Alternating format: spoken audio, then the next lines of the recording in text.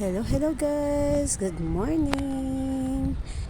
We're here at Crocodile Farm in Palawan.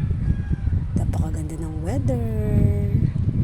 Samahan nyo kami pumasok here in Crocodile Farm, Palawan. Let's go inside!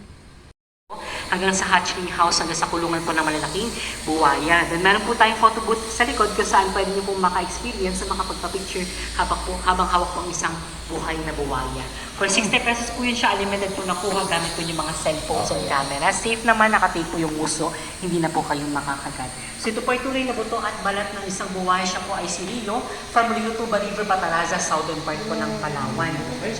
Tara guys, pasok na tayo at ating tignan.